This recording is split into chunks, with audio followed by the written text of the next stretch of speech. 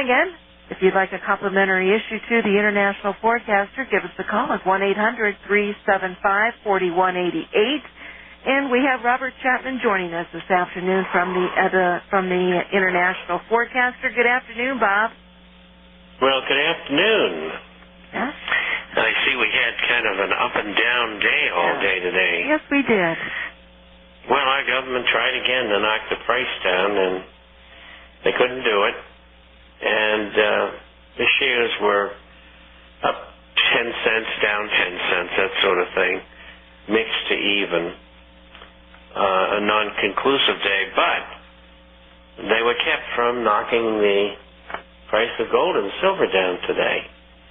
And so I think it was a constructive day as opposed to the pressure from yesterday. And I think we'll have a better week next week. We'll be moving into fully into the second week of the month, and I think if we're going to get a rally, it should begin next week. The Treasury and the Fed are doing everything they can to hold it down, and they have not really been successful. And goodness knows the amounts of money they lost, because the taxpayer has to pay for that. And it's just incredible. But anyway, that's it. What did the market do? I didn't see the close. My satellite is down. Let me get to a different page because the page I'm on is a little. And also the USDX. I saw the USDX earlier down 0.13. And earlier than that, I saw it down 0.23. Well, let's first go to the Dow. I show it up almost 50 points, 47 at 10,462. And the NASDAQ was, up marginally at 6 points at 2242. S&P up 5 at 1109. The big move today was in oil, up over $2, 233 at 76.58. Treasuries are at 2.80, 10 years. And that's a big move. They had them down at 242. Yeah. Which means people are taking profits in the bond market. Yeah. But I basically show the U.S. Not too much change at 82.69 at this point. Well, anyway. It's been all over, too, today. What are your questions? I got 4. I know you get some layovers from Wednesday. So why don't we do them first? Oh, you do want me to go first. Okay. Oh, yeah. That's why I said it twice.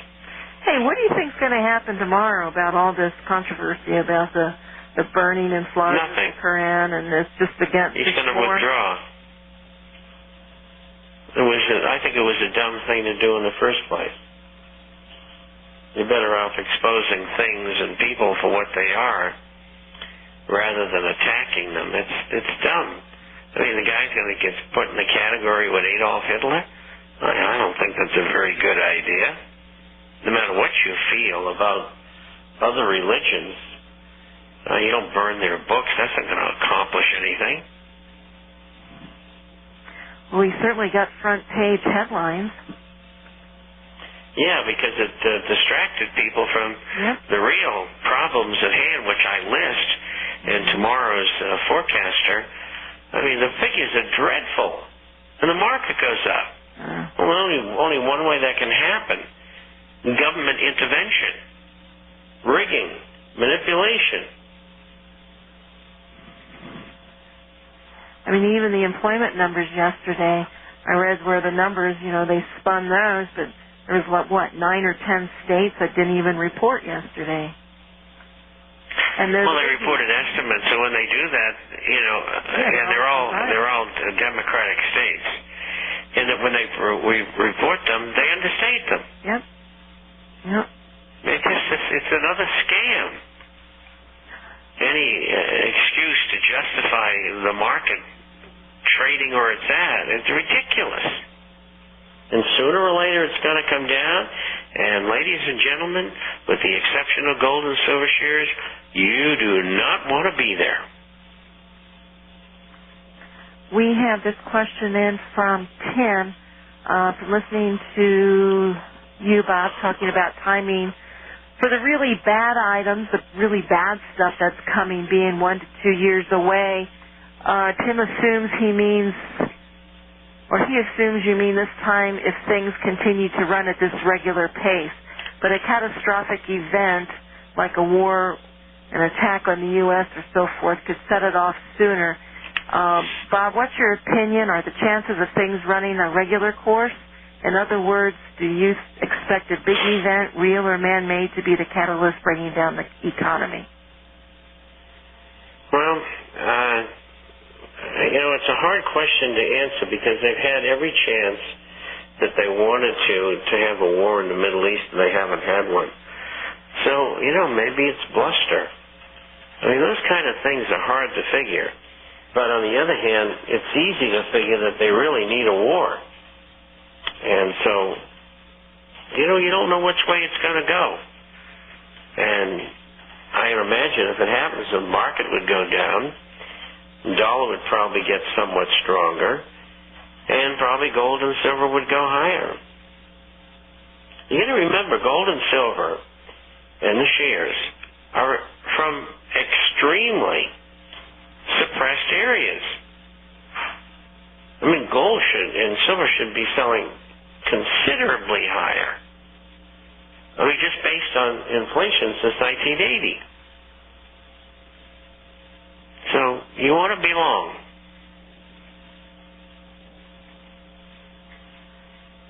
Let me bring up this next question here. I got to go back to. Here we go.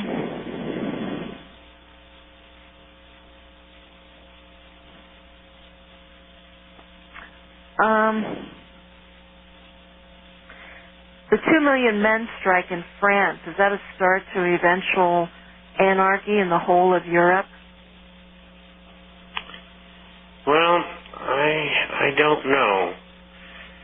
Possible, but I don't think it's probable. It's really a domestic issue, which is the retirement at 62 instead of 60.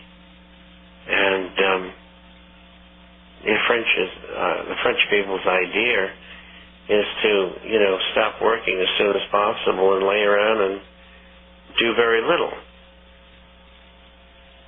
So I think, they're getting their message across. They got 1 million people in the streets. But Sarkozy, he doesn't care.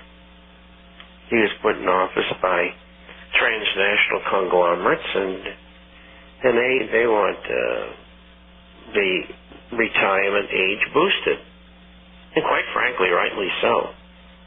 I mean, I've been there and done that, and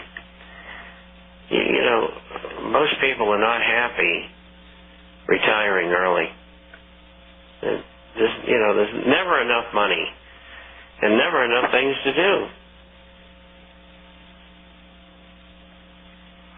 Here's a question in from Sandy. She said she was listening to a broadcast, the Paul Drockton show, and he stated that everyone should convert their standard IRA or 401 into a simple IRA and purchase foreign gold coins like Krugerrands and Maple Leaves, as they are considered foreign currencies, and the U.S. is not allowed to confiscate a foreign currency under international law. Do you know if there is any truth to this? Well, I would say that it sounds plausible. I never thought about that. Yeah, but you know what, Bob? What part of globalism don't they understand? I don't think it is the same as it was before. And, I mean, if you're looking to unite to a one-world currency, I don't think that really makes a difference. Well, you're right about that, but, the very fact that foreign coins can't be confiscated for that reason is important. I never heard that before. Well, I think there was some... Have you ever heard it? Well, I think there was something written back in the executive order that they often refer to. And, again, I think if they do any types of confiscating or anything like that, regulation, I don't think it matters if it's from, anywhere. That if you believe that there's going to be a uniting of the world in currency and in economics and government and religion and so forth. And if they're looking to bring... Well, I certainly don't. I don't think they're going to be successful. Well, I hope not. You see the production of coins that are coming out of the mints. They're forever way behind. And, it's going to be at least in part by design. I mean, they just don't want to see gold getting into people's hands. It's interesting when you look at the mints around the world that are doing that, and you're right, slowing production. And then you have countries, like China, that are telling their citizens to buy. Can you imagine who's going to be on? As far as I know, they and Russia are the only two. Mm-hmm. But that's good. Most of this offtake, we've had more sales in America than we'd had previously. And those selling are probably, it's probably 10 or 15 to 1 as buyers against seller. So there's not too much coming back into the market in the way of sales. And with the mints failing to put out new coins, if they keep that up, they're just going to drive the price up. Well, I saw the IMF sold a couple of tons of gold. When? Oh, yeah. It was actually 10 tons. Yeah, that's right. I'm trying to think, too. Well, there was one Madagascar, Sri Lanka, India. Who was the one the other day? I don't know, but I want to tell you something. I don't know where they get the money to do this. The smaller countries, they don't have that kind of money. So, it makes me think.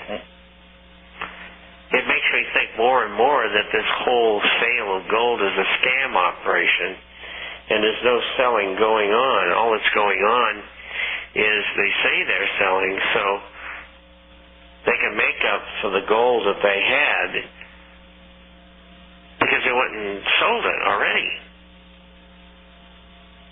I mean, you look at this and you say, gee, Sri Lanka bought 5 or 10 tons of gold. Well, how did they do that? Do they have that kind of money? I don't think so. So, why would they do that? I question the whole thing, and I still think the IMF is covering us short. And I don't think any gold has traded hands. I really don't. And I think the Russians are playing along with this by saying that they're buying. I think they're buying out of the market. I mean, that's strange that, well, first of all, the Sprott Asset Management, gold, and silver, bullion, whatever, they went to the IMF to buy, and they were kept on writing several times. They wouldn't even answer them. I mean, let's buy 50 tons. And they won't answer them. I mean, there's something got to be wrong there. I mean, why is it the providence only that governments can buy as opposed to private entrepreneurs? It's a good question.